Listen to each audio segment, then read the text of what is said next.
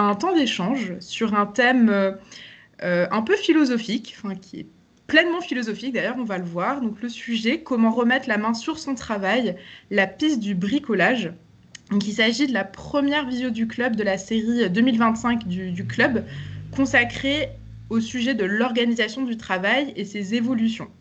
Donc aujourd'hui, on vous propose de vous évader sur un champ un peu différent de d'autres champs de réflexion que peut proposer le club avec un sujet philosophique. Bricoler au travail, donc c'est un terme qui vous a peut-être interpellé quand vous avez lu le programme. C'est un terme qui peut être pour vous des connotations un peu négatives, même si la pratique du bricolage, finalement, on la pratique un peu tous, je pense qu'on en conviendra tous. Euh, alors, que penser de ce terme? Quelle valeur est-ce qu'il peut avoir? Quelle valeur est-ce qu'on peut donner au bricolage dans nos tâches quotidiennes au travail? Et qu'en penser finalement? Et comment est-ce que ça peut nous aider peut-être à revaloriser certaines de nos tâches au quotidien? Ce matin, on vous propose de redorer le blason du bricolage dans le monde du travail avec notre intervenante du jour, Fanny Lederlin, que Bonjour nous à avons le tous. plaisir d'accueillir Bonjour. Bonjour. et qui est docteur en philosophie, et qui s'intéresse beaucoup au monde du travail et aux pratiques de travail des travailleurs que nous sommes. Et elle connaît très bien le monde du travail puisque avant d'obtenir son doctorat en philosophie, Fanny a travaillé pendant plus de 15 ans dans le domaine de la communication. Elle a donc éprouvé le monde du travail et maintenant elle pose une réflexion sur ce monde du travail. Et Fanny Lederlin s'est notamment intéressée à cette notion de bricolage. Elle y a notamment dédié un livre intitulé Éloge du bricolage, où son défi est de redonner ses lettres de noblesse à ce terme, un peu trop souvent connoté négativement. Alors, j'en dis pas plus, puisque je vais laisser à Fanny Lederlin l'honneur et le soin de nous raconter comment elle appréhende ce terme du bricolage. Mais juste avant de commencer, de lui passer la parole, juste quelques rappels de quelques règles pour participer à cette visio. Euh, donc, comme d'habitude, nos intervenants, nos conférenciers sont là pour vous éclairer sur un sujet, pour nous amener à réfléchir, à un peu nous sortir de notre quotidien du travail et nos tâches du quotidien, mais ils sont aussi là pour répondre à vos questions. Donc, n'hésitez pas à intervenir, à lever la main pour poser des questions, partager vos expériences, vos témoignages. Vous pouvez utiliser le chat ou lever la main directement sur la visio pour prendre la parole.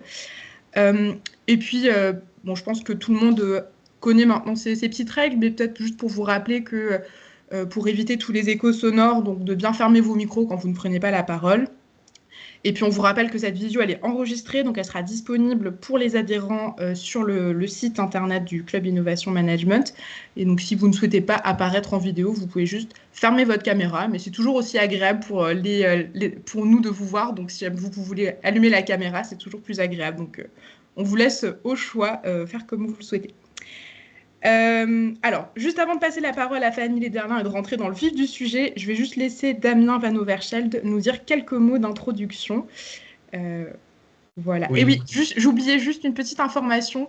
Nous avons notre assemblée générale du club en fin de matinée à 11 heures. Donc, si vous souhaitez poursuivre la matinée avec nous tout à l'heure, voilà, n'hésitez pas. On sera ravis de vous accueillir lors de ce temps de bilan sur l'année 2024. merci Roxane. C'est très heureux d'être parmi vous ce matin et de pouvoir accueillir Fanny Lederlin sur cette thématique très disruptive un petit peu, hein. Et donc, bon, le club Innovation et Management, il parle d'innovation. Bon, le bricolage, a priori, c'est pas nouveau, mais l'appliquer au monde du travail, c'est quand même très particulier. Et en fait, moi, je me suis souvent posé la question de euh, l'utilité de processus très cadrés, de directives, etc. Et comment, dans la vraie vie, en fait, ça se passait. Quel était l'écart entre tout ce qu'on organisait quand on était en direction et comment c'était pratiqué sur le terrain.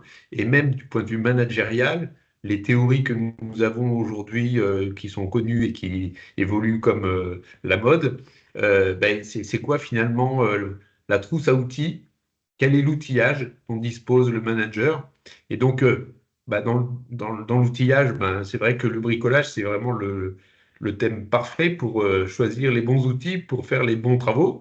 Donc, quand j'ai eu connaissance des travaux de Fanny Lederlin, j'étais vraiment scotché parce que ça correspondait à ma vision en fait de la chose. Donc, je suis vraiment très heureux de partager avec vous cette matinée. Je vais laisser la parole à Fanny Lederlin pour présenter son travail.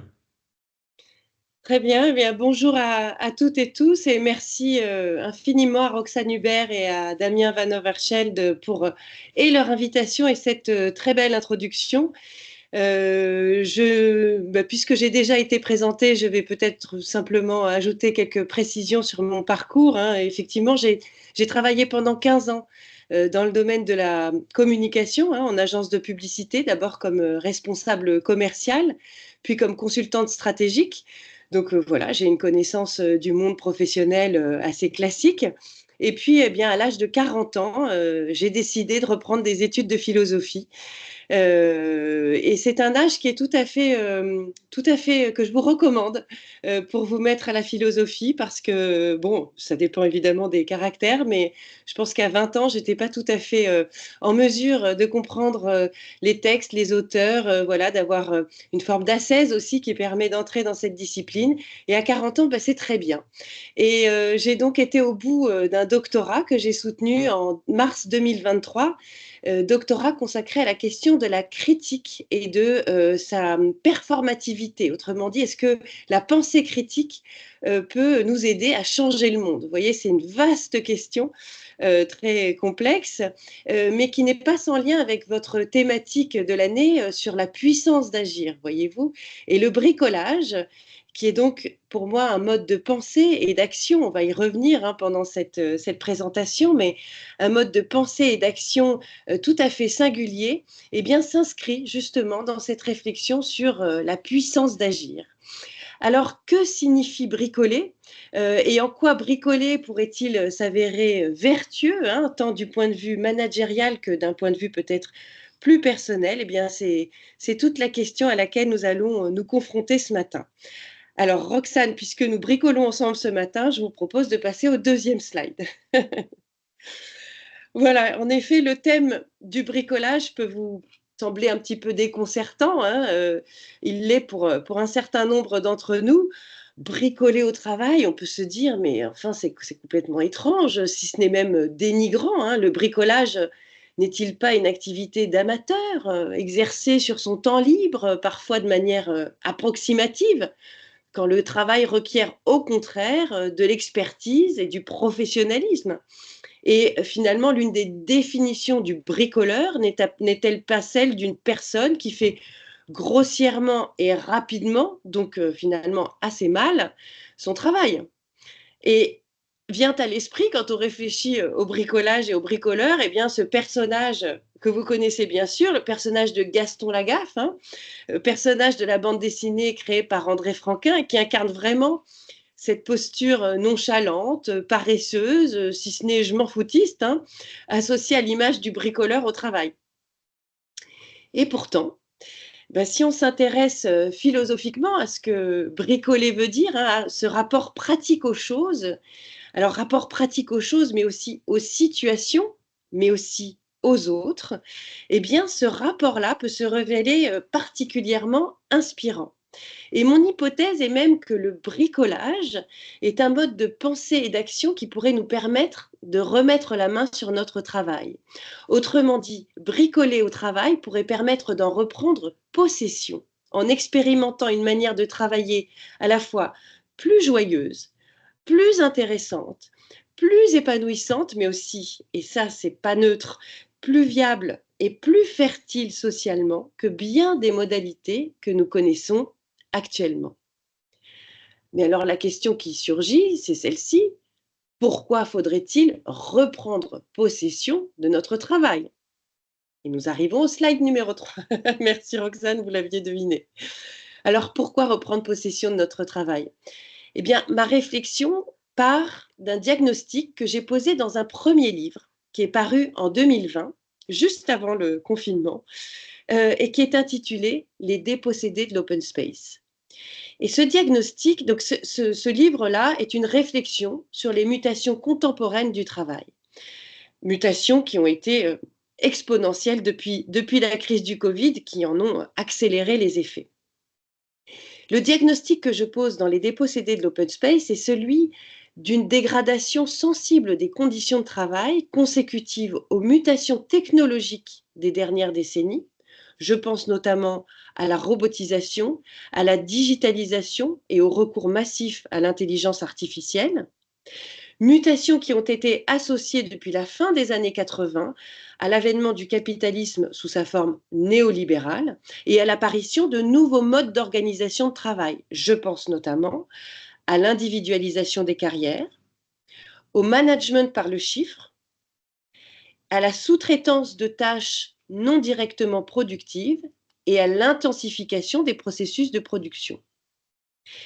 Cette dégradation des conditions de travail, sous des formes diverses que j'ai évidemment essayé de distinguer dans le livre, touche absolument tous les travailleurs, les cadres aussi bien que les employés, ou même les ouvriers, les travailleurs indépendants comme les salariés, les travailleurs du soin, vous savez, les agents d'entretien, de maintenance, les aides-soignantes, aussi bien que ce qu'on appelle les travailleurs du clic, hein, les chauffeurs, les livreurs de colis ou de repas. Et elle se traduit souvent par un sentiment de dépossession du travail. Hein, c'est pour ça que ce livre porte ce titre-là. Une dépossession de travail, c'est-à-dire le sentiment que le travail nous échappe, que nous n'avons plus la main sur son contenu, mais aussi sa temporalité et ses finalités. Et cette dépossession se manifeste particulièrement à travers deux phénomènes qui sont d'une part la tâcheronisation et de l'autre l'atomisation du travail. Roxane, vous êtes magnifique, c'est parfait. La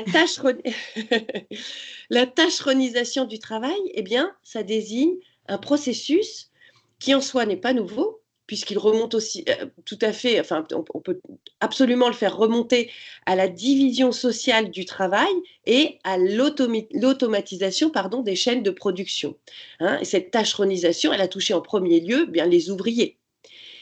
Et ce processus consiste à augmenter la productivité des travailleurs en découpant le travail en petites tâches standardisées, faciles à exécuter et faciles à répéter.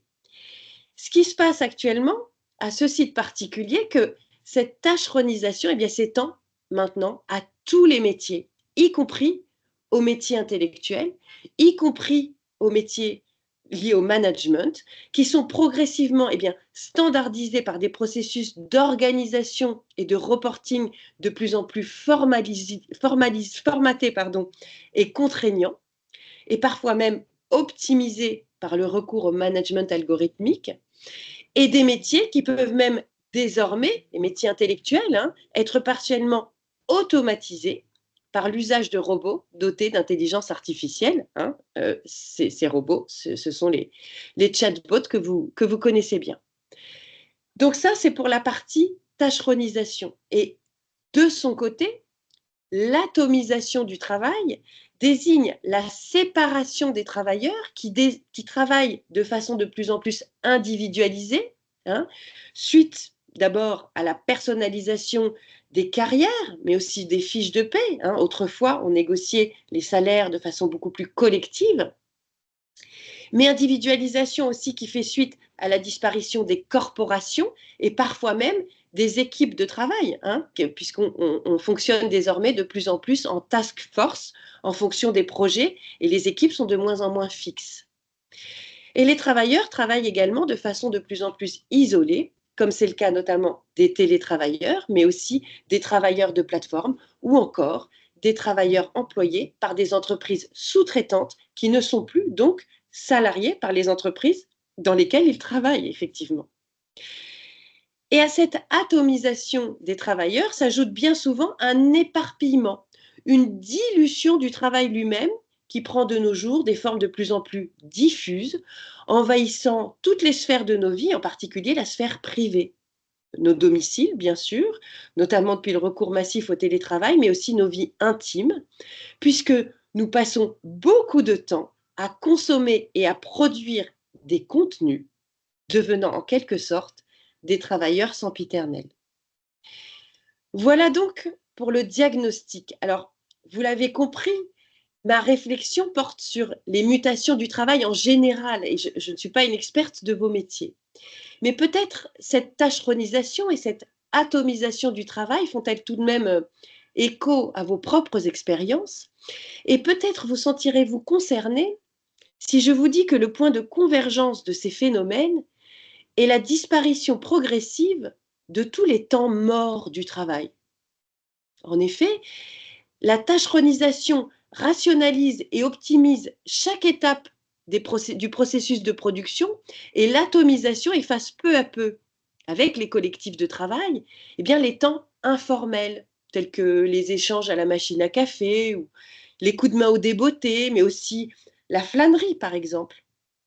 Et il se trouve que ces temps morts sont aussi des temps de travail vivant, c'est-à-dire des temps de travail qui sont certes pas directement productifs, mais qui sont créatifs, ludiques, enrichissants, stimulants et épanouissants.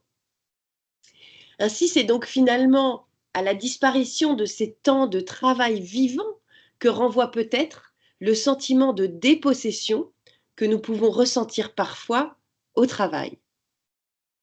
Alors, slide suivant, comment remettre la main sur notre travail?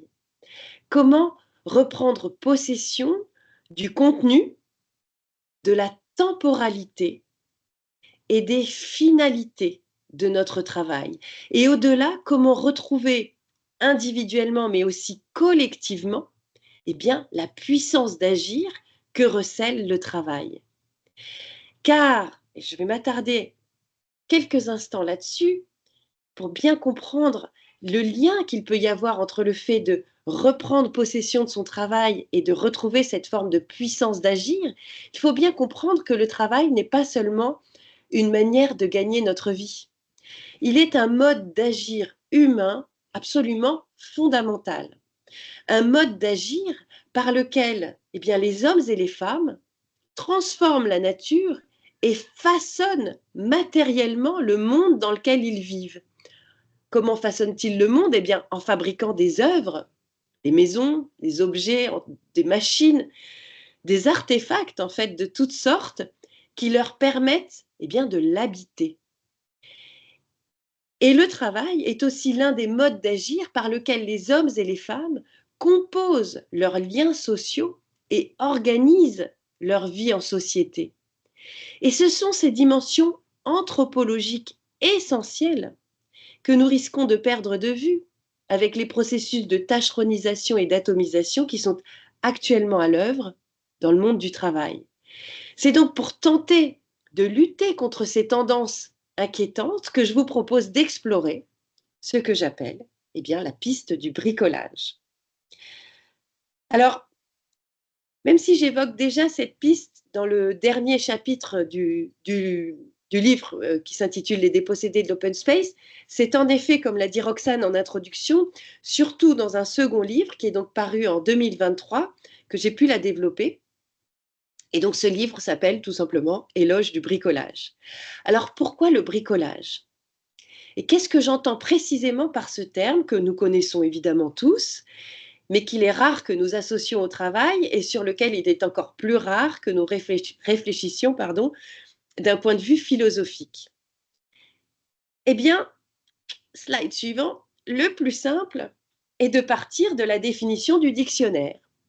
Quand on ouvre le Larousse, on tombe sur deux entrées. La première entrée, c'est celle d'une activité manuelle non professionnelle. Vous voyez qu'on est tout de suite très paradoxal. Une activité manuelle non professionnelle consistant en travaux de réparation, d'installation et de fabrication. Bon, cette définition correspond sans doute peu ou prou à celle que vous aviez à l'esprit. La deuxième est déjà un petit peu plus étonnante. Elle consiste en un travail peu sérieux, un travail grossier. Et elle nous renvoie vers des synonymes qui sont, par exemple, le terme de rafistolage ou de bidouille, de débrouille, par exemple. Et là, cette définition, finalement, se rattache davantage à l'étymologie du mot bricolage parce que vous ne le saviez sans doute pas, je l'ai appris en travaillant sur le terme, mais bricolage vient du vieux français bricole, brignole, qui signifiait autrefois catapulte, qui a perdu son sens au XVe siècle, hein, parce que les progrès de l'artillerie ont fait que la catapulte n'a plus été utilisée dans l'art militaire. Et le mot a donc changé de sens pour prendre celui de ruse, moyen détourné, moyen habile. Vous voyez que là, on est plus dans la notion justement de débrouille.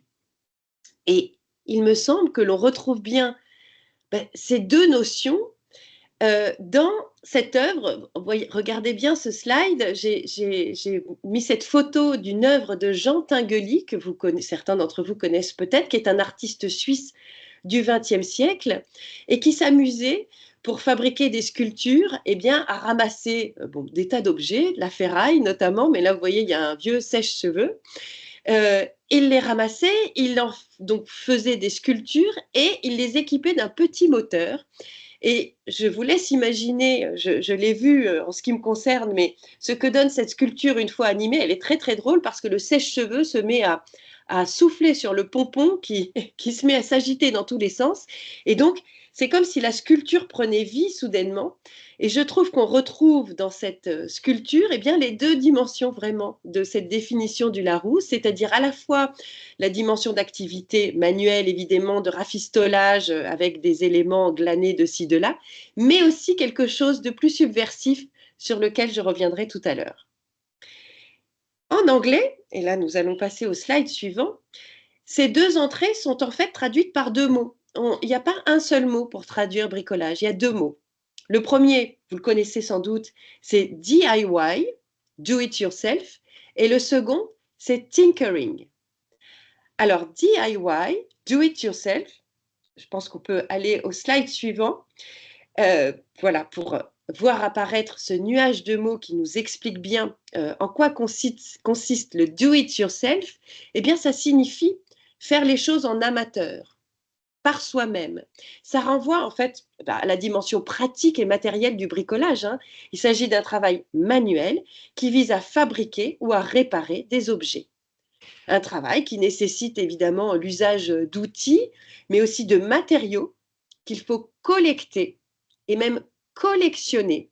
Ça, c'est un élément très important du bricolage pour pouvoir en disposer au moment voulu. C'est une activité de création à proprement parler, mais aussi une activité de soin et de maintenance, puisque par le bricolage, il s'agit de faire durer les objets. Et enfin, la pratique du bricolage a quelque chose à voir avec le fait d'agencer des choses qui ne vont pas forcément ensemble et de s'accommoder avec ce qui semble imparfait, avec ce qui est fait de briques et de broc. Et là, ça nous rapproche du deuxième mot anglais dont nous disposons pour traduire, merci Roxane, bricolage, qui est tinkering. Alors, tinkering, ça signifie s'arranger pratiquement avec une situation de manière informelle et décousue. Donc, c'est un terme qui peut aussi renvoyer à notre mot français débrouille, mais cette dimension de bidouillage, cette manière détournée en fait d'agir qui peut s'apparenter à la ruse ou encore au tour, hein, comme on peut le dire quand on a joué un bon tour à quelqu'un, elle a aussi toute sa place dans le terme de bricolage, ce qui en fait un mode de pensée et d'agir un peu subversif, qui relève du tâtonnement, de l'approximation, de la tactique, de l'expérience, mais aussi du jeu, J-E-U, et de la mise en jeu. Et il existe un personnage qui incarne, selon moi, assez merveilleusement ce rapport bricoleur au monde, qui tient autant, donc, le voilà, c'est Wally, mais donc ce rapport bricoleur, il tient autant de la manipulation des objets qu'à une forme d'expérience curieuse et ludique. Et donc ce personnage, qui est donc Wally, certains d'entre vous le connaissent peut-être, c'est le héros donc d'un d'un film d'animation des studios Pixar sorti en 2008, hein, ça fait presque 20 ans maintenant. J'espère que certains d'entre vous l'ont déjà vu, et si ce n'est pas le cas, je vous le conseille à tous. Et je comptais vous en montrer un extrait, mais ça paraît un peu compliqué techniquement, donc je préfère vous le résumer brièvement. Et puis, si la curiosité vous y mène, eh bien, vous pourrez aller voir, c'est tout simple, sur YouTube, cet extrait. Pour vous planter un petit peu la scène, donc Wall-E, c'est un robot. C'est un robot qui vit en 2885, donc dans le futur, à une époque où la Terre, la planète Terre, est devenue un désert. Un désert jonché de déchets que l'humanité a laissés, donc les humains ayant décidé de quitter la Terre pour s'embarquer pour une croisière intersidérale en attendant que les conditions d'une vie naturelle puissent être à nouveau réunies sur la planète Terre. Et pour cela, eh bien, ils ont laissé des robots éboueurs tels que Wall-E qui sont censés nettoyer les dégâts. Et par miracle, Wall-E est sans doute le dernier robot qui fonctionne encore. Il est équipé d'une espèce de système de panneaux solaires qui lui permet donc de garder de l'énergie. Il est le dernier robot qui fonctionne encore sur cette planète, et on le découvre au début du film, eh bien, se réveillant, chargeant ses batteries, partant au travail et eh bien, commençant son métier d'éboueur. En l'occurrence, il est chargé de récolter les déchets, les compacter dans son ventre, en faire, vous savez, des espèces de petits Césars, et puis eh bien, édifier comme ça des tours de déchets bien propres. Mais Wall-E n'est pas un robot comme les autres. Et Wall-E n'est pas un travailleur comme les autres, c'est un travailleur bricoleur. Et ça se voit à quoi cela? Eh bien, ça se voit d'abord à l'attention qu'il porte à chacun des objets qu'il est censé compacter. En fait, Wall-E commence par manipuler les objets, les regarder, jouer éventuellement avec eux, en collectionner certains. Il en garde dans son sac à dos qu'il rapporte ensuite chez lui. Il a une immense collection magnifique de tout un tas d'objets. Il s'y intéresse, il y prête attention, il est précautionneux. Bref, il prend soin des choses. Et prenant soin des choses, il se trouve que progressivement, au cours de sa journée de travail, eh bien, passant d'un objet à l'autre et accordant autant d'attention à chacun des objets, il découvre une plante à laquelle tout naturellement, il va s'intéresser autant qu'il s'est intéressé à chacun des objets qu'il a manipulés. Donc, ce que je tire comme leçon, si vous voulez, de ce dessin animé, eh bien, d'abord, c'est le fait que Wall-E, eh bien, s'acquitte bien de sa tâche, c'est un bon professionnel, mais il s'en acquitte un peu nonchalamment, un peu approximativement et aussi un peu créativement, puisqu'il ne se contente pas donc de compacter les déchets qu'il ramasse, mais qu'il les observe, qu'il leur prête attention, il les manipule, il les collectionne, etc. Et même s'il ne fabrique pas ou ne répare pas à proprement parler des objets dans cet extrait, il le fait dans d'autres moments du film, on peut dire vraiment qu'il est un bricoleur et qu'il nous livre 3 leçons de bricolage. Donc là, on va passer au slide suivant. La première leçon, je vais boire un petit peu parce que parler donne soif. La première leçon que nous donne, selon moi, Wall-E, eh bien, c'est l'importance qu'il y a, y compris quand on travaille, de temps en temps, à cesser de fonctionner. C'est-à-dire à rompre, alors bien sûr, occasionnellement, il y a des moments où fonctionner est très nécessaire, très utile, et il y a des tas de moments dans l'existence où on fonctionne. Mais savoir de temps en temps rompre avec le fonctionnement, avec le rapport fonctionnel et instrumental, le rapport quasi automatique que nous avons bien souvent avec les objets et avec les tâches que nous devons accomplir, pour engager un rapport plus profond, un rapport plus existentiel avec eux. Alors, c'est pas si simple, et ça suppose d'accepter de renoncer à l'extraordinaire efficacité opérationnelle du mode d'agir propre notamment à la tâcheronisation dont nous avons parlé, pour prêter véritablement attention aux choses et aux situations qui se présentent à nous. Ça, c'est une première leçon. La deuxième leçon de Wall-E, eh bien, c'est l'existence d'une continuité entre le souci que nous pouvons avoir pour les choses et le soin que nous pouvons porter aux vivants. Parce que vous avez peut-être remarqué, alors j'imaginais vous montrer l'extrait, mais je voulais évoquer en vous résumant ce qui s'est passé dans cet extrait, mais à la fin de sa journée de travail, Wall-E rencontre une plante, une petite plante fragile qu'il met sur le même plan que les autres objets qu'il a rencontrés, c'est-à-dire qu'il y est attentif, il s'en préoccupe et il en prend soin. Il la manipule avec la même curiosité. Alors, là aussi, un petit peu d'étymologie, c'est toujours intéressant. Vous savez que le mot curiosité vient du latin cura, qui signifie le soin. Et donc, il manipule cette plante avec la même curiosité que les autres objets. Et donc, ce faisant, il indique, à mon avis, l'existence d'un lien entre la manière dont nous nous comportons vis-à-vis des objets inertes, que ce soit des marchandises aussi bien que des déchets, et celle dont nous nous comportons vis-à-vis des êtres vivants, aussi bien humains que non humains d'ailleurs. Et son attitude pourrait nous orienter vers une approche plus viable et plus durable du travail. Une attitude qui romprait avec une vision de l'écologie qui est trop souvent enfermée dans une forme de dualité, de dualisme, qui oppose le monde a priori perverti des productions humaines et une sorte de nature absolument originelle et vertueuse. Non.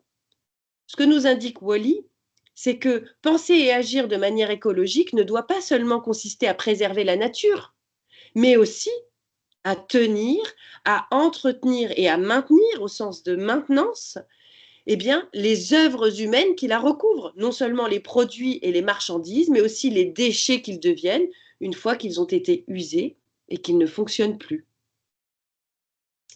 Et enfin, la troisième leçon de Wall-E, eh bien, consiste à accepter de se faire prendre avant de comprendre. Autrement dit, à accepter de rencontrer pratiquement le monde par nos mains qui se saisissent des choses inertes ou animées, et plus largement par nos corps qui perçoivent d'autres corps dont ils sont interdépendants. Accepter donc de s'ouvrir corporellement au monde et de le rencontrer pratiquement avant de s'en saisir théoriquement. Eh bien, c'est justement cet autre mode de compréhension du monde qui se fonde sur l'expérience et la rencontre pratique avec le réel. C'est précisément cela que l'anthropologue Claude Lévi-Strauss a nommé bricolage.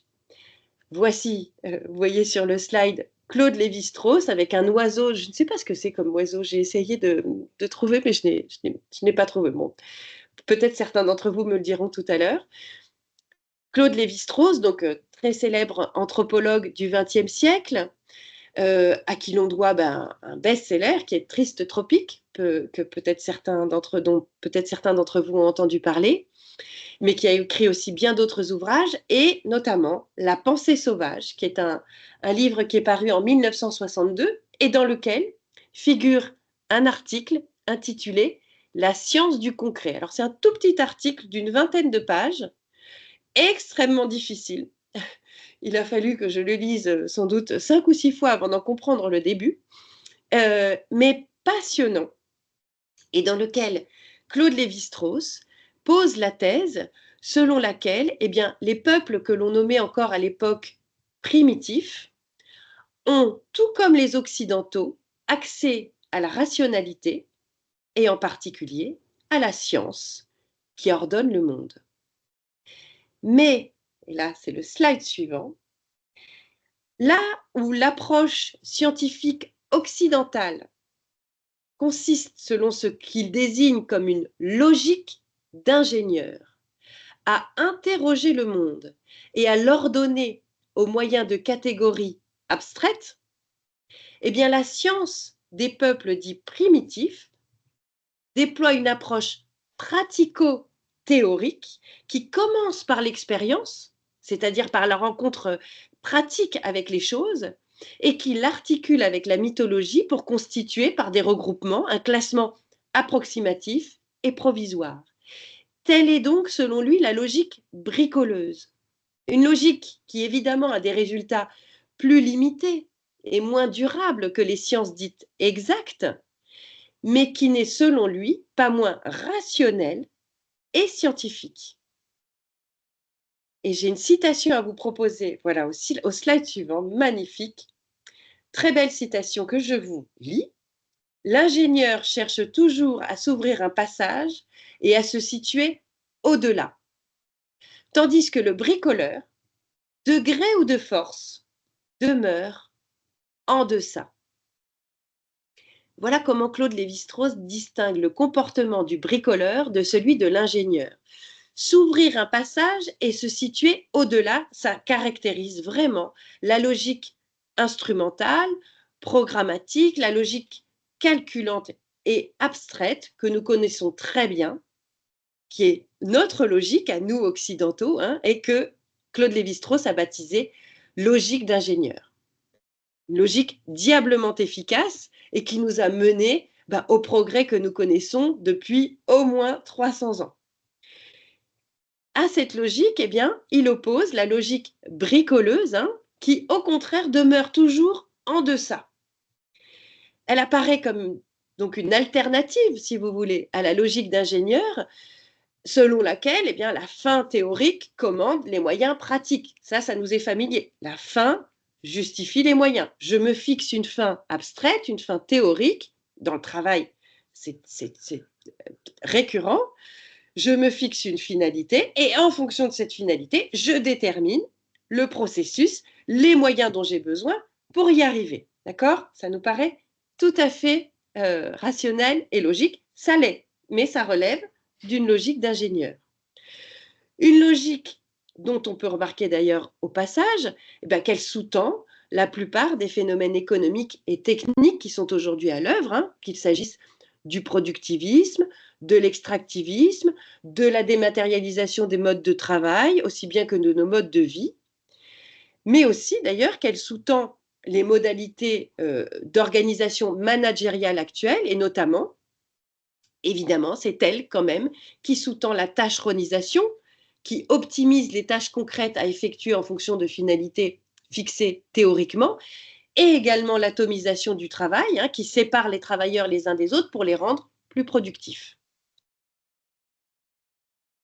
La logique du bricolage, elle, apparaît donc comme une alternative, une manière alternative d'agir en engageant vis-à-vis des choses, aussi bien, j'y insiste, que des êtres vivants, un geste sensible, tâtonnant, visant non pas à les configurer ou à les gérer, mais à les tenir, à les maintenir, à les entretenir, à les soutenir. Et nous allons passer au slide suivant, qui nous résume d'une certaine manière cette logique bricoleuse. Alors, je me permets un aparté tout de suite parce que je pense que ça va surgir dans les questions. Claude Lévi-Strauss, et je m'appuie sur lui parce qu'il permet de bien définir les choses, ne considère pas qu'il y a une logique supérieure à l'autre. Il ne s'agit pas de dire la logique d'ingénieur, c'est catastrophique, passons à la logique bricoleuse, pas du tout. Il s'agit simplement d'abord de poser deux logiques, de montrer comment elles fonctionnent et d'essayer ensuite, pour ce qui nous concerne, d'aller chercher dans la logique bricoleuse des moyens de pallier aux écueils que recèle la logique d'ingénieur. Il ne s'agit pas de l'annuler. Donc, si on résume la logique bricoleuse, on peut dire que le bricolage consiste à faire avec les moyens du bord. Et même qu'il consiste à inverser la logique d'ingénieur qui veut que donc, la fin justifie les moyens, en considérant au contraire que ce sont les moyens pratiques, des moyens déjà là, des moyens contraints, parfois abîmés, Et surtout, alors ça c'est très important parce que c'est pour ça que le bricolage contient un espoir du point de vue de l'écologie selon moi, les moyens dont parle le bricoleur sont limités. Eh bien, ce sont ces moyens qui peuvent orienter des finalités ouvertes et provisoires. Et on en arrive à une deuxième citation très belle. Le bricoleur est apte à exécuter un grand nombre de tâches diversifiées. Mais à la différence de l'ingénieur, il ne les subordonne pas à l'obtention de matières premières et d'outils conçus et procurés à la mesure de son projet. Son univers instrumental est clos, voyez, cette idée de limite, et la règle de son jeu est de toujours s'arranger avec les moyens du bord. C'est vraiment ça, la logique bricoleuse. C'est vraiment ça qui résume le bricolage comme mode de pensée et d'action, comme une manière de prêter attention aux choses aussi bien qu'aux situations et aux êtres vivants déjà là, précontraints et limités, et de les rencontrer pratiquement et de tenter de les agencer provisoirement. Mais alors comment faire concrètement pour transposer ce rapport bricoleur dans notre manière de travailler? Revoilà Gaston. Comment bricoler au travail?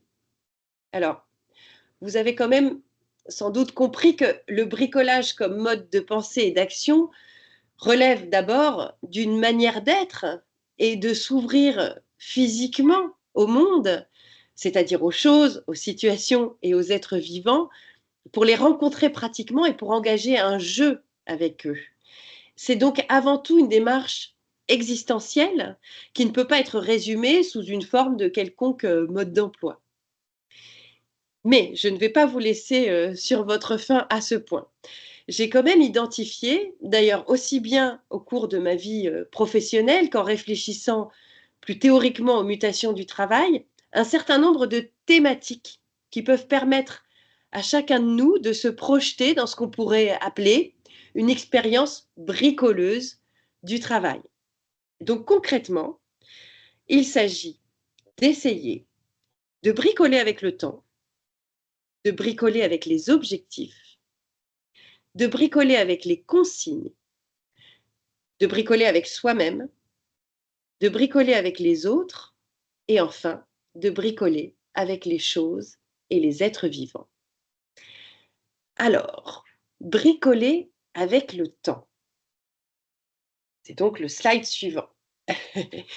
Si on ne devait explorer qu'une voie pour tenter de bricoler au travail, ce serait sans doute celle-ci, hein. Bricoler avec le temps. Car, on l'a vu tout à l'heure, le point de convergence des phénomènes dépossédants, hein, que sont la tâcheronisation et l'atomisation du travail, eh bien, c'est la disparition progressive de tous les temps morts du travail. Ça se passe de manière assez insidieuse et indolore, hein, parfois même de manière tout à fait satisfaisante, à travers notamment la diffusion d'outils qui facilitent la vie au travail, comme tout simplement l'agenda électronique partagé. Ça n'a l'air de rien, mais l'agenda électronique partagé, hein, qui découpe à l'avance nos journées de travail en petits morceaux de temps dédiés à telle ou telle tâche, par exemple, suivre un webinaire de 9h à 10h30, eh bien, cette manière si efficace de pré-découper et de pré-remplir le temps de travail fait finalement disparaître une grande partie du temps informel au travail. Au contraire, bricoler suppose de perdre du temps. Parce que tâtonner va à l'encontre de l'optimisation, hein, qui vise le plus court chemin pour aller du point A au point B. Au contraire, bricoler au travail consiste à prendre le temps de tergiverser, de bavarder, de procrastiner et aussi de redonner donc de la place au temps de travail vivant que la logique d'ingénieur tend à faire disparaître au profit d'une temporalité strictement productive. Alors, je précise que cette perte de temps n'est pas du temps perdu pour l'entreprise ou pour l'organisation. Parce que c'est précisément dans ces temps de travail vivant que se logent non seulement les idées créatives et innovantes, mais aussi bien souvent les solutions aux problèmes qui nécessitent qu'on les laisse reposer un peu. Et c'est aussi dans ce travail vivant que se loge le plaisir, la joie et le sens au travail qui sont des facteurs importants de motivation des salariés. Voilà donc pour le bricoler avec le temps. Ensuite, bricoler au travail requiert de questionner les processus de travail et en particulier les objectifs. Puisque de la même manière que le bricoleur examine les moyens qu'il a à sa disposition lorsqu'il commence son projet, eh bien, il faut se demander comment dois-je effectuer cette tâche, sous quelle modalité, dans quelle temporalité et pour quelle finalité. Ça suppose aussi de s'intéresser à ses outils de travail, comment fonctionne Zoom, quel biais induit-il dans la réunion de travail, l'usage du groupe WhatsApp est-il le plus approprié par exemple que le mail pour cet échange. Donc réfléchir aux outils, comme un bricoleur, réfléchit aux outils qu'il a à sa disposition en se disant tiens, est-ce que cet outil est bien le plus approprié? C'est un simple réflexe à acquérir, mais aussi s'intéresser aux critères d'évaluation du travail. Parce que, contrairement à la logique d'ingénieur qui induit une évaluation strictement quantitative du travail au moyen de grilles d'évaluation chiffrées, que l'on remplit par exemple au cours des entretiens annuels, eh bien, la logique bricoleuse incite à une évaluation qualitative et subjective qui est celle du travail bien fait. Un travail bien fait qui ne doit pas se confondre avec l'excellence ou l'optimum qui, eux, se rattachent à la logique d'ingénieur. Le travail bien fait, c'est avant tout un travail suffisamment bien fait. Autrement dit, un travail qui tient compte des limites matérielles des choses et des êtres vivants. C'est-à-dire un travail qui sait s'arrêter à ce qui est suffisant. Une production, un profit, une croissance suffisante, mais aussi à ce qui est suffisamment bon, good enough, pour reprendre une expression que l'on doit au psychiatre pour enfants, Donald Winnicott. Alors Donald Winnicott, c'est un psychiatre pour enfants du XXe siècle très célèbre, très sympathique, très bricoleur dans son approche et qui a notamment théorisé l'idée de la good enough mother, la mère suffisamment bonne. Et la mère suffisamment bonne, c'est une mère qui porte une attention tout juste suffisante à son enfant. Alors, pas insuffisante, néanmoins, mais tout juste suffisante. Et cette attention permet à l'enfant de se développer progressivement et de s'arranger, de faire face à ce qui lui fait défaut et de renoncer ainsi progressivement à son omnipotence, d'accepter son désir et le manque attaché à son désir. Donc vous voyez l'analogie que l'on peut faire par glissement sur le travail, c'est de dire que là où l'attitude perfectionniste, celle de l'ingénieur, commande de rechercher l'excellence, l'excellence qui peut être la solution optimale aussi, ou le meilleur rendement possible, ou un travail qui peut toujours être accompli mieux que ça. L'attitude qui relève du bricolage et donc du suffisamment bon consisterait à se contenter de réalisations suffisamment bonnes, c'est-à-dire d'une solution qui marche provisoirement, d'un rendement qui va comme ça, d'un travail qui tient la route, un peu comme les briques fabriquées par Wall-E tiennent à peu près grosso modo. Je pense que vous commencez à percevoir la dimension quand même un petit peu dérangeante, un petit peu subversive de ce que je vous raconte. Et en effet, elle est présente dans le bricolage. Donc, je ne vais pas vous mentir et nous allons continuer de creuser ce chemin-là. Avec l'autre proposition qui est bricoler avec les consignes. Bricoler avec les consignes, finalement, ça consiste à se rappeler qu'il existe toujours un espace, des marges de manœuvre entre la consigne de travail et son exécution. C'est dans cet espace, c'est dans cette marge de manœuvre que se situe ce que l'on appelle le travail réel et qui se distingue du travail prescrit. Peut-être ces termes vous sont-ils déjà familiers. Concrètement, bricoler avec les consignes, ça consiste plutôt que d'exécuter à se débrouiller, à s'arranger subjectivement avec les consignes, avec les délais et avec les contraintes d'exécution. Alors cette approche, elle est évidemment un peu subversive puisque s'arranger avec les consignes, c'est toujours un peu une manière d'en contester l'autorité, mais elle est aussi ludique parce qu'elle introduit un jeu, un espace de créativité entre la consigne et son exécution.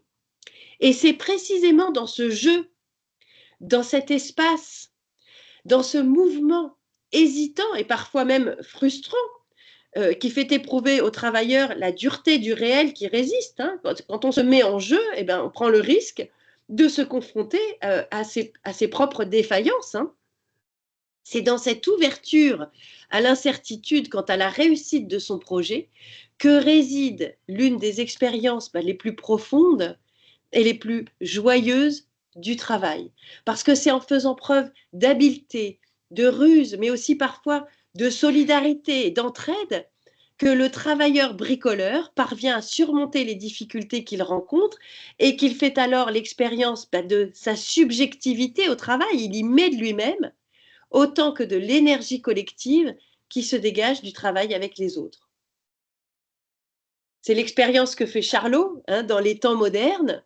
Lorsque, rompant avec l'exécution automatique des consignes qui lui sont données, il se met à bugger, comme Wall-E, engageant une espèce de danse invraisemblable avec la machine, aussi bien qu'avec les autres ouvriers avec lesquels il travaille. Et donc, c'est un exemple qui montre que bricoler avec les consignes n'est pas sans risque, parce que Charlot manque de se faire engloutir quand même par la machine à laquelle il n'obéit plus, et il finit quand même par se faire renvoyer par son employeur. Donc là, on frôle les limites, et il faut savoir, quand on décide de bricoler avec les consignes, quand même marquer une limite entre ce qui est jouable, justement, puisqu'on est dans le thème du jeu, et ce qui ne l'est pas. Et ça renvoie à une autre dimension du bricolage, qui est le fait de bricoler avec soi-même. Autrement dit, deux choses. D'abord, mettre en jeu son corps. J'y insiste, on est en visio et donc on voit bien à quel point la dématérialisation du travail rend difficile cette expérience corporelle du travail. Mais dès qu'on le peut, pouvoir s'engager corporellement, dans un corps à corps avec la matière, mettre les mains sur les choses, bricoler son stylo, son ordinateur, essayer de rafistoler tant que faire se peut les objets qui nous entourent, nous intéresser à la manière dont ils sont nettoyés, dont ils sont maintenus, mais aussi rencontrer physiquement les autres, évidemment, cela donne au travail une dimension existentielle autrement plus profonde que ne pas le faire. Et c'est évidemment ce que fait le bricoleur quand il met les mains sur les objets pour les démonter, les réparer, les agencer. Donc ça devient évidemment de plus en plus difficile à faire, puisque les dématérialisations du travail font disparaître progressivement précisément cette dimension corporelle du travail. Mais bricoler avec soi-même, ça signifie aussi d'avoir le courage de se confronter au réel qui résiste, de rencontrer ses propres limites, ses faiblesses, ses failles, ses échecs aussi parfois. C'est-à-dire, c'est très intéressant quand on regarde ça sous une logique bricoleuse, d'échouer parfois, de ne pas réussir à exécuter la consigne. C'est souvent d'ailleurs à cette occasion-là qu'on peut la discuter, cette fameuse consigne, ou qu'on peut se demander comment l'exécuter autrement. Hein. Donc, c'est cette dimension, je dirais, de lucidité avec soi-même est un élément fondamental du bricolage qui peut ramener de la profondeur et énormément d'intérêt au travail au quotidien. Et puis, eh bien, bricoler avec les autres. Alors, bricoler avec les autres, c'est pas sans rapport avec les autres dimensions qu'on évoquait tout à l'heure, parce que si bricoler consiste à faire avec les moyens du bord, eh bien, ces moyens, je l'ai évoqué tout à l'heure, mais doivent être aussi compris comme les autres travailleurs, qu'il s'agisse de collègues, de clients, de prestataires, etc.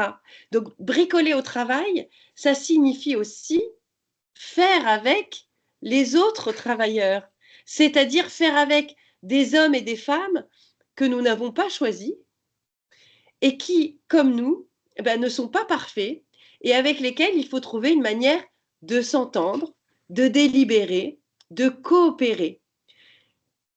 Et au-delà même du bricolage, cette dimension sociale est l'un des aspects essentiels du travail. C'est un aspect d'ailleurs sur lequel bien des philosophes se sont penchés. On pense à Marx, mais Hegel avant lui a montré que le travail était l'un des lieux où s'organisent nos liens sociaux, hein, tant par sa capacité, je dirais, conformatrice. Au travail, on se conforme à la vie en société, hein, qui comporte des règles, des usages, voilà, il faut bien s'y faire avec, mais aussi tant par sa portée relationnelle. Au travail, on noue des liens avec des individus qui ne nous sont pas familiers. Et ça, c'est essentiel pour permettre la vie en société. Eh bien, cette dimension sociale et socialisante est à l'évidence actuellement affaiblie par le mouvement d'atomisation qui est à l'œuvre dans le monde du travail et qui est renforcé par les multiples modalités de sa dématérialisation. Et il me semble que bricoler au travail pourrait permettre de résister à ce mouvement, car il y a dans la logique bricoleuse une dimension sensible, précautionneuse, une attention, un respect porté aux autres qui peut permettre d'expérimenter des modes de coopération plus chaleureux et plus solidaires. Et vous voyez, j'ai choisi comme illustration de cette slide une peinture qui représente une scène de la Commune de Paris, parce qu'elle me paraît mettre en scène ce que peut signifier bricoler avec les autres, c'est-à-dire s'organiser spontanément, construire ensemble une œuvre faite de briques et de broc. En l'occurrence, là, c'est une barricade qui est fabriquée avec des pavés et tout ce que les communards avaient sous la main. Se prêter main forte, faire preuve de solidarité et d'entraide, etc. Alors, ce type de coopération peut tout à fait avoir lieu dans n'importe quelle structure, dans n'importe quelle entreprise ou organisation, mais il est évident qu'il y a une forme d'organisation du travail qui s'y prête plus particulièrement actuellement, qui est la forme coopérative, qui d'un point de vue, je dirais, sociétal, paraît tout à fait intéressante à surveiller d'un point de vue politique, en fait. Mais, et j'en terminerai là, travailler comme un bricoleur ne suppose pas seulement de porter un regard sensible et attentif aux travailleurs, il suppose aussi de se soucier et de prendre soin d'absolument toutes les choses, objets, matériaux, déchets, êtres vivants humains et non humains qui nous entourent. On l'a vu avec Wally. Et ce qu'il faut comprendre maintenant, c'est que se dessine là peut-être un chemin assez radical pour travailler de manière plus écologique. Car prendre soin des choses, aussi bien que des êtres vivants, implique de sortir d'une approche strictement productiviste du travail. Ça suppose de partir de ce qu'on a sous la main, donc des ressources, des matériaux, des outils déjà là, imparfaits, précontraints et surtout, j'insiste à nouveau, limités, pour mener à bien des projets nécessairement ouverts et changeants. Voilà, j'imagine, on va passer au slide suivant, que vous avez des remarques, des questions, certainement des objections à me faire, et je pense que ce sera passionnant d'en discuter ensemble. Mais avant de vous laisser la parole, je voulais insister sur une dernière vertu du bricolage, qui est de réarticuler le travail avec un idéal qui a peut-être été un peu perdu de vue ces derniers temps, qui est la notion d'émancipation, hein, qui est un terme qui désigne à la fois une forme d'autonomie et de libération collective des travailleurs. Mais il faut savoir que émancipation, on revient à l'étymologie, signifie originellement se détacher de la main, hein, mancipio, émancipatio, donc se détacher de la main qui prend et qui possède, qu'il s'agisse d'un tuteur, hein, une autorité religieuse, une autorité politique, ou bien d'un patron. Hein. L'émancipation, ce serait se détacher de la main du tuteur qui imprime sur le travailleur sa domination. Mais par le bricolage, il me semble qu'il ne s'agit pas de se détacher de quoi que ce soit, mais bien plutôt de se rattacher physiquement et sensiblement les uns aux autres, mais aussi par l'élargissement évidemment aux autres êtres vivants, aussi bien qu'aux choses, les lieux, les outils, les instruments, les ressources, les marchandises, les déchets qui constituent avec nous le monde et notre monde de travail. Aussi, bricoler au travail pourrait s'avérer une voie plutôt rémancipatrice, une voie de rémancipation qui opposerait donc à la tâcheronisation du travail et à l'atomisation des travailleurs un geste rémancipateur permettant à chacun et à chacune, en remettant la main sur son travail, eh bien, de prendre en charge le monde auquel ils appartiennent. Voilà, je vous remercie.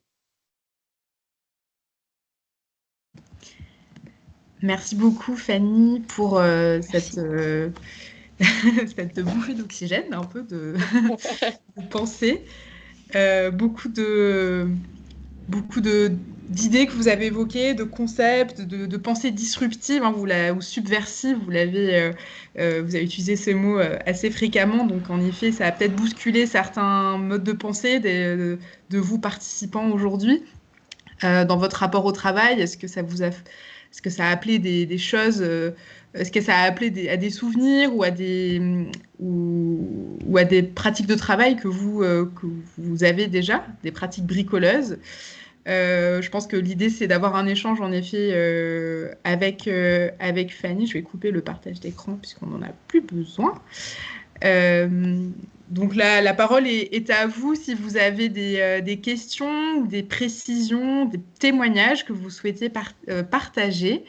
N'hésitez pas à prendre la parole.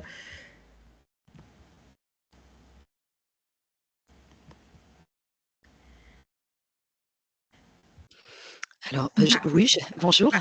Damien. Il y a 2 personnes dans l'ordre que vous voulez. Je ne sais pas qui a pris la parole, sinon Damien. Pardon. Sophie, en plus, moi, et après Sophie. Non, mais on ne voit pas que j'ai levé la main en plus. J'ai pas dû. Non, mais allez-y. Non, priorité à Sophie. Merci, c'est gentil. Oui, en fait, à un moment donné de votre intervention, je me suis dit, tiens, alors est-ce que les fois où j'arrive à une réunion assez importante et que j'ai quasiment rien préparé en me disant que ça va forcément bien se passer, peut s'apparenter à une forme de bricolage? Alors, certainement. De toute façon, à chaque fois qu'on improvise, on bricole hein, d'une certaine manière, sachant que l'idée du bricolage ne consiste pas à dire qu'il ne faut plus préparer. C'est pas non plus ça. D'autant que si vous pratiquez vous-même le bricolage, et bien des bricoleurs me l'ont raconté, le bricolage peut être tout à fait compatible avec une forme de très grande précision, de très grande organisation et d'énorme travail justement pour mener à bien le projet. Mais il y a toujours, en fait, dans l'approche bricoleuse, cette capacité à laisser une ouverture. Et finalement, c'est cela, beaucoup plus que l'improvisation ou le fait de ne pas travailler, qui n'est pas ce que je recommande et qui n'est pas ce que la logique bricoleuse promeut. C'est beaucoup plus l'idée que quand bien même on a énormément travaillé, quand bien même on sait à peu près où on veut aller, parce que c'est important de savoir à peu près où on veut aller, se fixer des objectifs. Il faut garder l'idée que ces objectifs restent provisoires et que quelque chose peut surgir et les changer d'orientation. C'est cette ouverture qui est, selon moi, vertueuse dans la mesure où elle permet d'accueillir les autres, de créer une sorte de disponibilité qui permet de faire évoluer le projet. Et c'est en cela qu'il y a une dimension d'ouverture à l'autre, d'ouverture à ce qui est, d'ouverture à la situation qui relève d'une forme de grande générosité en fait existentielle et qui est parfois bien plus difficile à mettre en œuvre que le fait de simplement improviser. Alors, nous avons donc 3 questions, 2 mains levées et une question dans le chat. Alors, Damien, on va vous laisser poser votre question d'abord. Oui, alors c'est une question qui est, je ne sais pas si on va pouvoir répondre, mais bon, alors d'abord, c'est vrai que moi je suis convaincu depuis longtemps que être amateur ou bricoleur, c'est pas péjoratif. Au contraire, c'est une forme d'excellence, c'est-à-dire de capacité d'adaptation et de pratique non professionnelle qui finalement peut être meilleur encore en termes de résultats et de maîtrise qu'une activité professionnelle qu'on fait quelquefois pour avoir un salaire. Donc, pour moi, je n'oppose pas du tout les deux. Par contre, ce qui m'interroge, en fait, c'est tout ce qui découle de la société d'ingénieurs, en fait. Le fait qu'effectivement, on est dans une société qui nous conduit à toujours faire du quoi qu'il en coûte, c'est-à-dire on veut obtenir un résultat et on va mettre tous les moyens on va construire des moyens, on va consommer des ressources. Et aujourd'hui, en fait, on voit que on a considéré que la production était supérieure à la ressource, ce qui produit des déchets qui ne sont pas considérés comme des ressources. Et donc, toute la question que je me pose, c'est comment on peut arriver effectivement à rendre compatible, et est-il possible de rendre compatible les sociétés d'ingénieurs qui vont toujours chercher en fait à faire plus, à faire mieux, c'est toutes les démarches d'amélioration continue qui nous poussent en fait à trouver euh, plus de débouchés sur un produit, plus toujours, plus de services, plus de satisfaction client, bon. Et la société en fait plutôt bricoleuse où finalement on va se contenter de faire le niveau suffisant pour ce que ça doit faire entre guillemets. Donc est-ce que ces deux modèles de société sont compatibles et dans quelle mesure? Merci, c'est la grande question et vous avez permis de replacer à un niveau en fait sociétal notre sujet de réflexion du jour. Je pense qu'aujourd'hui, la logique d'ingénieur est archi-dominante. Elle l'est depuis, je vous dis, au moins 300. Moi, je la fais remonter à l'avènement de l'ère moderne, en fait, de l'époque moderne. C'est à l'époque moderne, en effet, que l'idée selon laquelle la finalité théorique justifie les moyens se met à dominer nos sociétés. Et c'est grâce, il faut quand même le savoir, c'est grâce à cette logique d'ingénieur que l'Occident a accompli les progrès qu'il a accomplis au cours de ces trois siècles. C'est la logique d'ingénieur qui nous a amenés sur la Lune. C'est la logique d'ingénieur qui a créé l'intelligence artificielle. C'est la logique d'ingénieur qui nous réunit tous devant nos écrans. C'est vraiment elle qui domine. Non seulement elle domine, mais elle est hégémonique et plus que jamais, puisque nous avons un dirigeant des États-Unis qui a créé un département à l'efficacité. Ce terme d'efficacité, il est directement associé à la logique d'ingénieur. L'efficacité comme principe de jugement, comme critère d'évaluation du travail, comme unique critère d'évaluation du travail, recèle absolument de la logique d'ingénieur. le problème, c'est que si on veut introduire de la logique bricoleuse, eh bien, il va falloir contester ce critère-là. Et c'est un petit peu ce que vous avez dit dans votre question, c'est-à-dire que à la logique quantitative, hein, du toujours plus, la logique en fait productiviste aussi, qui est totalement celle de notre époque, eh bien, il va falloir opposer une logique, eh bien, du suffisamment bon. Et c'est aujourd'hui extrêmement minoritaire. Donc, je ne Un peu prétends ça. pas du tout. Je laisse.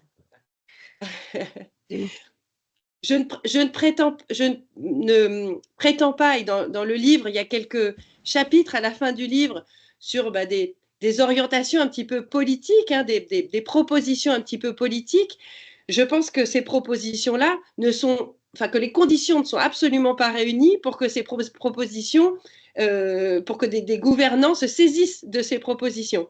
Au niveau collectif, je pense que nous sommes loin de pouvoir essayer d'opposer effectivement à la logique d'efficacité, celle du suffisant, du suffisamment bon, celle de la débrouille, celle du tâtonnement, celle de l'amateurisme aussi. Vous avez eu raison de prononcer ce mot. Dans amateurisme, il y a aussi l'idée d'amour.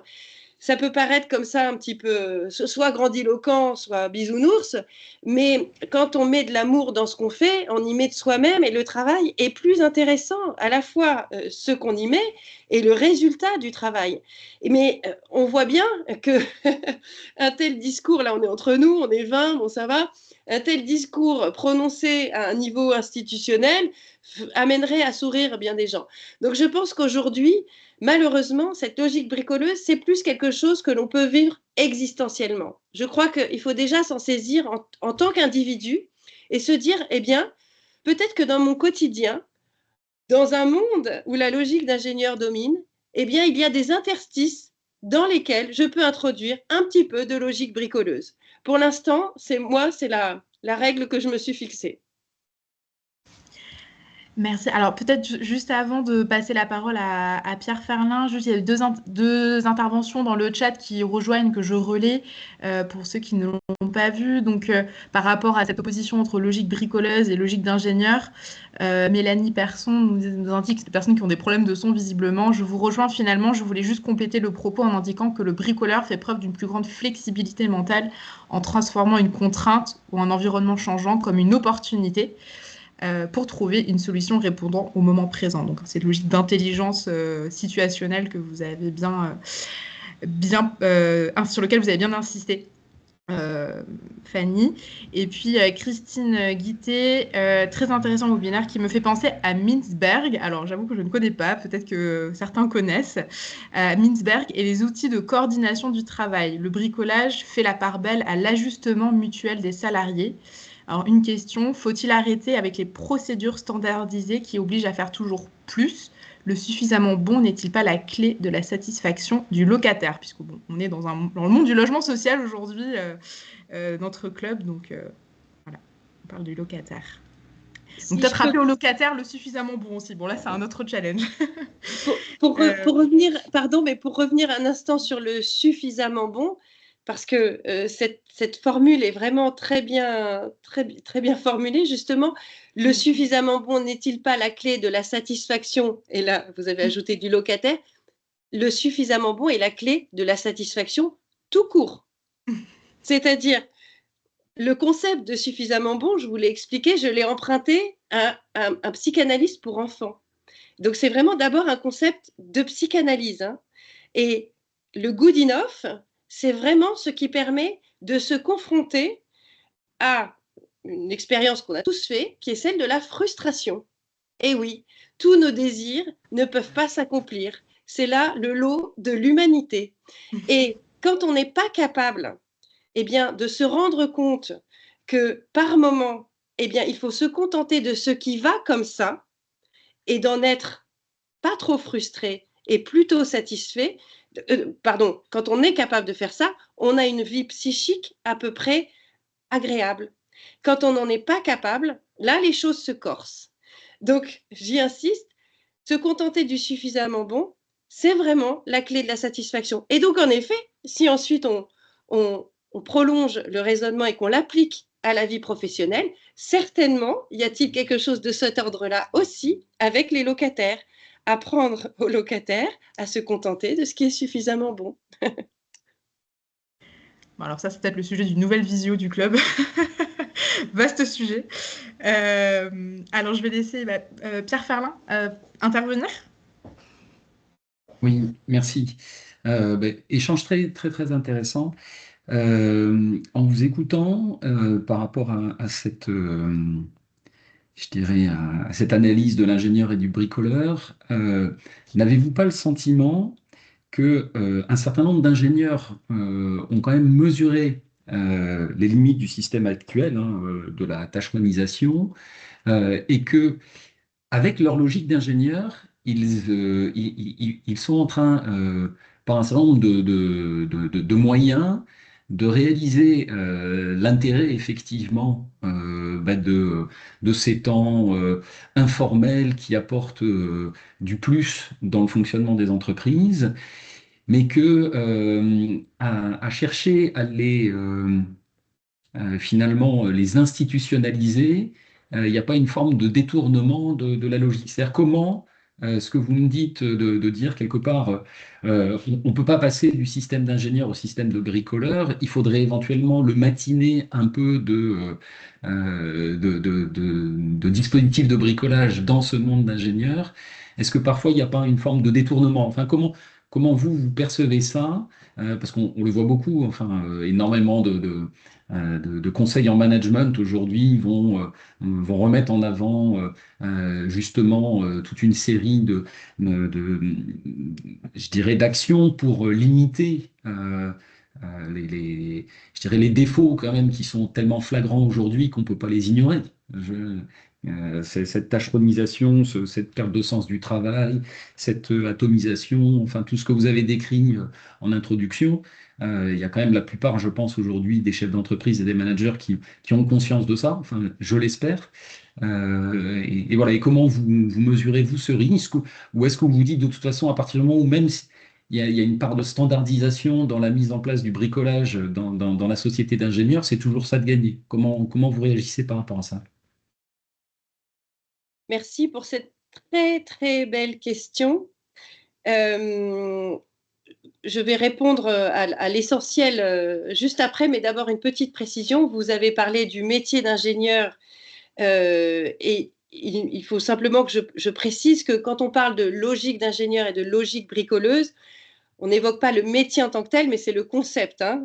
Mais c'est important à rappeler parce que la confusion est souvent faite et je pense que Claude Lévi-Strauss est responsable. Il a utilisé ce terme d'ingénieur et ce terme de bricoleur. C'est ce qui fait aussi que l'image est si frappante. Mais effectivement, après, on peut se dire tout ingénieur ne fonctionne pas selon la logique d'ingénieur. Et d'ailleurs, la plupart du temps, c'est le cas. J'ai quelques ingénieurs dans mon entourage et c'est souvent des grands bricoleurs, à la fois dans le sens très trivial, ils bricolent chez eux, mais aussi ils réfléchissent d'une manière bricoleuse, d'une manière très ouverte, très souvent. Et à l'inverse, on peut rencontrer des bricoleurs, vous les avez peut-être rencontrés au sous-sol du BHV, qui cherchent la vis, l'écrou correspondant exactement à ce dont ils ont besoin pour terminer voilà, leur construction en cours. Et là, ils ont une logique d'ingénieur quand ils font ça, puisque selon le concept du bricolage, il s'agirait de faire avec les moyens du bord et donc de remplacer une vis qu'on n'a pas par autre chose. Bon, je passe là-dessus. Mais l'essentiel de votre question concerne la possible récupération, en fait, la possible, moi j'appellerais ça captation du concept de bricolage s'il devient un outil de management. Et vous touchez du doigt quelque chose d'extrêmement important sur lequel il se trouve que j'ai réfléchi dans ma thèse, puisque ma thèse portait sur la capacité de la critique au sens contestataire, la théorie critique, à changer le monde. Et l'une des raisons pour lesquelles la théorie critique, qu'elle vienne de Marx ou d'autres, peu importe, on ne va pas s'étendre là-dessus aujourd'hui, n'a pas réussi à changer le monde, c'est-à-dire à renverser le capitalisme, c'était quand même ça son projet de départ, eh bien, c'est parce que le capitalisme, qui a pris des tas de formes différentes depuis son apparition, qui aujourd'hui prend une forme néolibérale extrêmement souple, agile, extrêmement efficace en fait, eh bien, le système dans lequel nous vivons a cette faculté de capter les critiques qui lui sont adressées pour se transformer marginalement et ainsi assurer sa survie. Et donc, de la même manière que que le capitalisme a absorbé, par exemple, les critiques de mai 68, et que les entreprises se sont transformées en étant moins hiérarchiques, en devenant des entreprises agiles, en donnant plus de responsabilités aux uns et aux autres, en développant un management beaucoup plus horizontal. Hein. De la même manière que les entreprises ont pu se transformer de cette façon-là, si le bricolage devient effectivement un mot d'ordre managérial, eh bien, il va sans doute être largement galvaudé. Bien entendu que le bricolage ne survivra pas à sa transformation en idéologie, en fait, ou en dogme managérial. Donc, vous voyez qu'à chaque fois, je vous réponds de manière décevante. Mais il ne s'agit ni d'une recette, ni d'un projet politique, ni d'un nouveau dogme managérial. Parce qu'en fait, pour être efficace, le bricolage ne peut qu'être effectivement un petit peu subversif. C'est une tactique, je dirais, un peu comme un travail de sape, si vous voulez. Un petit travail de sape dans le processus d'ingénieur global, mais qui permet, justement par sa légère subversion, d'introduire quelque chose qui vient mettre de l'air, qui vient mettre du jeu, qui vient mettre de la créativité, qui vient introduire des moments d'entraide, des moments de solidarité, et en fait redonner du travail vivant dans le travail de plus en plus mortel tel qu'il se présente.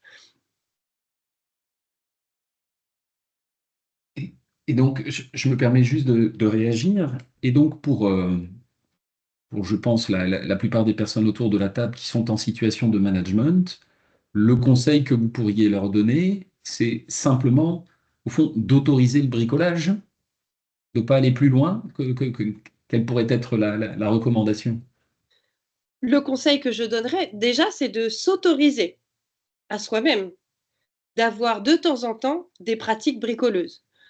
C'est-à-dire, dès que la situation, on le sent quand le processus devient trop automatique, on le sent quand on est un peu coincé dans le temps, on le sent quand il y a quelque chose qui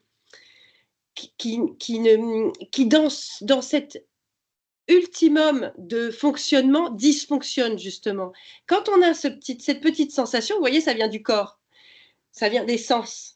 Quand on a cette petite sensation, on peut se dire, bon, bah, je m'arrête un petit peu et j'essaie de réfléchir à ce qui ne va pas. En général, cette sensation, c'est un détonateur éthique, en fait, hein, de questionnement éthique. S'autoriser à se poser ces questions et à se dire, eh bien, à quel endroit je peux remettre du jeu. Voilà, déjà, moi. Et ensuite, autoriser effectivement ses collaborateurs, ses équipes, à leur dire de temps en temps, mais enfin, tu ne vas pas exécuter ma consigne comme ça. Les amener en fait à avoir un petit peu de sens critique, y compris vis-à-vis de ce qu'on leur dit. C'est toujours possible, on le voit en tant qu'éducateur. Bien sûr qu'on est là pour donner des règles voilà, aux ados, aux enfants qui nous entourent, mais savoir aussi de temps en temps leur dire, mais attends, tu as vu l'ordre que je t'ai donné, tu le trouves vraiment intéressant? Tu ne crois pas qu'il y a une autre manière de faire? Voilà, c'est ça le bricolage. Vous voyez, c'est très ténu et pourtant, c'est un état d'esprit qui peut changer bien des choses.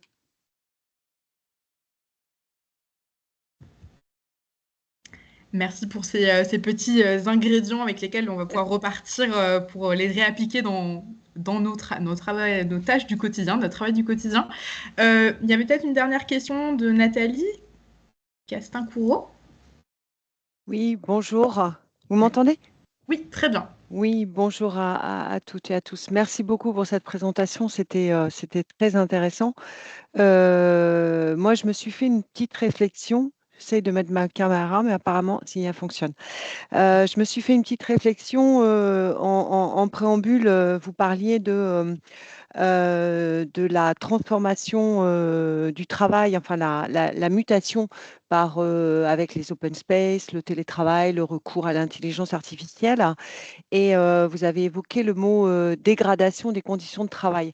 Alors, pour moi, je pense que c'est plus une transformation qu'une dégradation hein, des conditions de travail. Et en cela, le bricolage C'est une façon de transformer finalement le travail.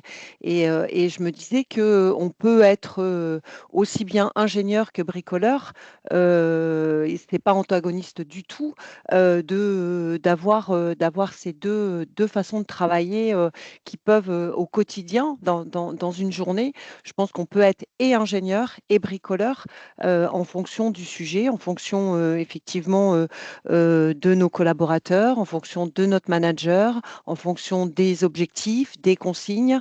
On peut tout à chacun être les deux à la fois. Enfin, alors peut-être pas ensemble, mais l'un après l'autre, quoi, en fait. Et en cela, s'autoriser à être bricoleur et ingénieur, si le cas, enfin, comme ça s'impose à nous au quotidien. Enfin, je ne sais pas si je suis claire.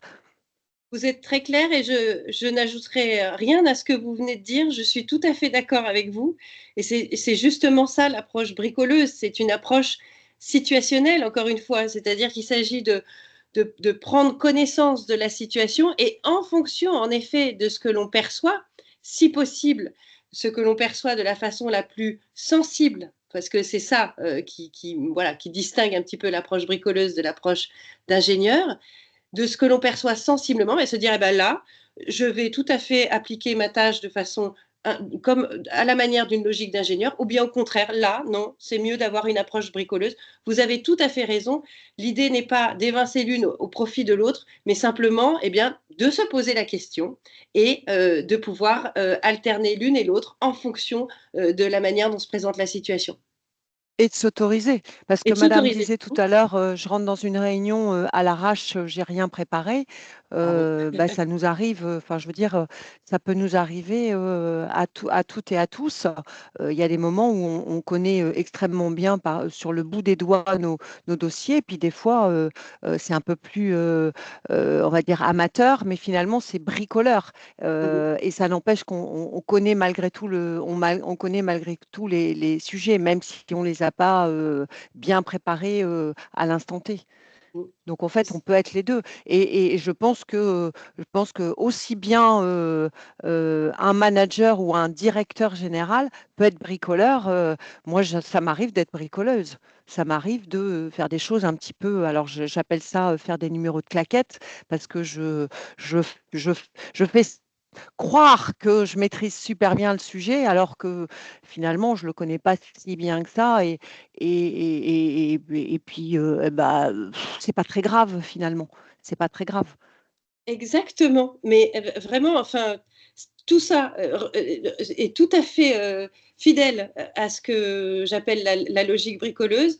Je trouve formidable que vous le pratiquiez vous-même. Et peut-être ce que l'on peut dire, c'est que vous pouvez aussi autoriser les personnes que vous managez elles-mêmes de temps en temps à y avoir recours. C'est peut-être là où voilà, le C'est moins manager facile alors bricoleur du coup. se distingue. Voilà, C'est moins facile. c'est ça. Mais oui, c'est vrai, c'est vrai, c'est vrai. Merci. C'est vrai. Bien, eh bien, merci pour ces échanges vraiment passionnants, en effet. Enfin, c'était vraiment très intéressant d'avoir à la fois votre vision, Fanny, de ce concept de bricolage, et puis aussi d'avoir les retours des différents participants sur ce que ça interpelle, ce que ça appelle comme question, et peut-être que vous repartirez en effet dans vos métiers juste après cette visio, dans vos tâches du quotidien, peut-être avec une nouvelle façon de valoriser vos jeux de claquettes, vos façons de bricoler. En tout cas, voilà, c'était l'idée de cette visio de valoriser les petits temps bricoleurs du travail que l'on pratique tous, et puis voilà, de voir quelle valeur ajoutée ça amène dans notre travail. En tout cas, je remercie encore vraiment Fanny pour votre participation aujourd'hui et cette très belle présentation.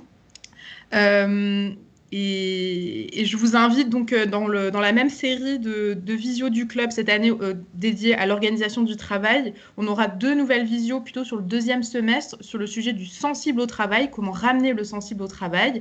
Et enfin, en dernière visio de l'année sur ce thème, autour du pouvoir d'agir des collaborateurs. Donc voilà, 2 autres thèmes qui viendront poser des nouvelles questions, d'autres questions sur le monde du travail aujourd'hui et comment un peu le voir différemment, faire des pas de côté. C'est un peu l'objectif de ces visios du club. J'en ai terminé, on en a terminé pour ce matin pour cette visio. À 11h, on se retrouve en assemblée générale. Si vous souhaitez participer et nous faire un peu vos retours sur l'année dernière, les travaux qu'on a pu mener dans le cadre du club, on vous invite à vous connecter. Merci à tous et à toutes pour votre participation. Merci infiniment. Merci. Merci beaucoup. Merci beaucoup. Merci Au revoir. Roxane, aussi. Au revoir. Merci.